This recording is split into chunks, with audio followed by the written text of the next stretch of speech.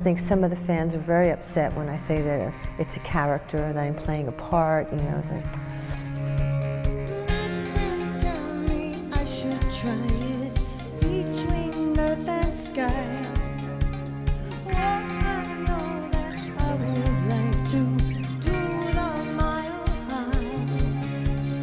When you started, in a way, when Blondie kind of came about, it exploded.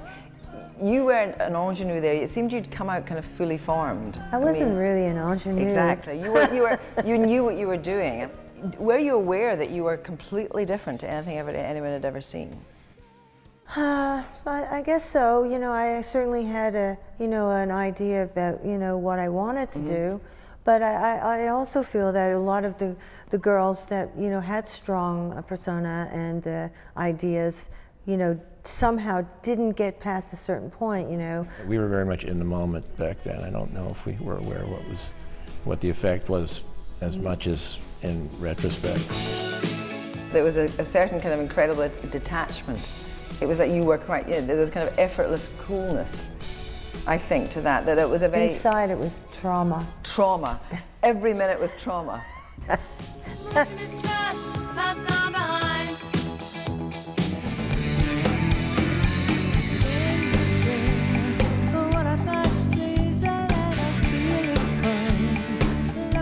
Did you ever think you'd still be touring? No. In your 60s, in your late 60s? It's the same answer as previously, which is we were very much in the moment. I don't think anybody was thinking ahead, but also, when we were kids, the only people in their 50s and 60s were jazz and blues musicians. There were no pop musicians who were that old. Rock and roll is a young form. When you were young, I read that you had actually thought perhaps that you had been Marilyn Monroe's daughter. Yeah, but I don't think that I was ever young, actually. I think that I've always been old. When I met her, she was 26, I think.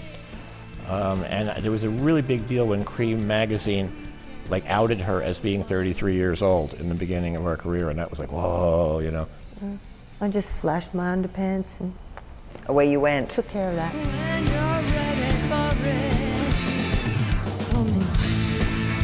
You said, I think, you were so glad you had all the radical experiences in your life that you had.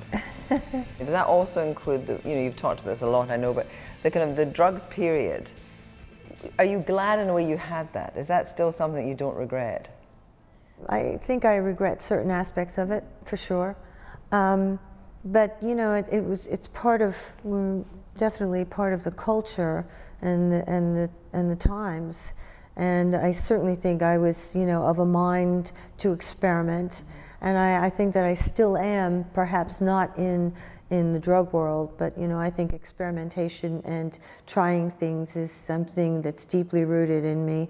And the problem with drugs and smoking pot every day is that it makes everything have the same importance.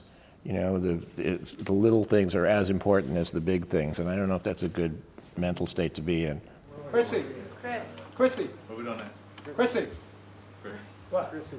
We're going to do Rapture. After the guitar solo, what do you want to do? You want to bring it down? How do you want to do that? You never do it the same way twice. I don't know. You're really funnily rude to Clem. Yeah. Well, he's a complete pain in the ass, but he's a great drummer. His playing, just gets better and better. So he's living the dream. But it's like a dysfunctional family situation. Yeah. It's like that. The band's pretty stable now, really, but there are aspects of that. All right, whatever. The creative partnership, you had to have each other for this, didn't you? Yeah, this is some weird thing, click. Yeah. Goes on.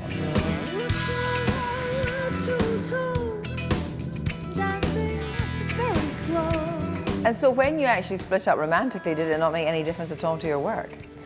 Well, I think while there was some moments of, There was a period when we weren't working, and then it just, maybe for a year or so, and then it just started up again. Yeah. Debbie's the godmother to the kids. To your children? Yeah. And are you good at fairy godmother duties, or? I'm terrible. I still haven't left them with her yet. What age are they? I fear They're it. 8 and 10. I fear it greatly. Yeah. Really?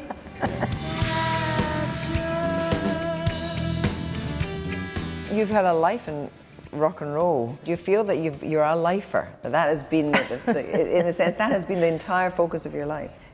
God forbid we're on death row. I mean, Yeah, no. we're lifers.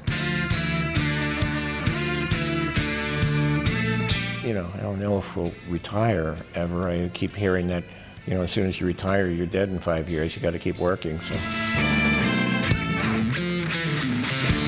You know, we're lucky, and you know, appreciate it. And I mean, I certainly never expected to, you know, have this kind of life. I don't know if my kind of life actually existed when I was a child. There was nothing really to pattern myself about. I think, you know, I knew that I wanted to perform, and, you know, I think originally as a little girl I said, I want to be a movie star.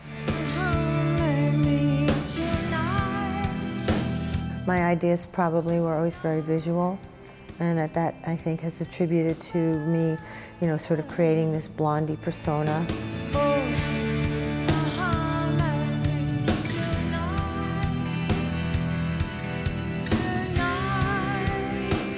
Is there anything you regret that you haven't done yet, or you still want to do? Or, I mean, are you two cooking up something else? yeah, sure, plenty of stuff. Yeah. There's this little comedy workshop that I've enjoyed doing recently. So, and I'm not funny, you know, but I just play it very straight. You're you pretty know. funny. You funny? Him, no, he's funny. Are you? He's very She's funny. funny. She's funny too. She has We can be good funny. sense of humor. Yeah. That was nice.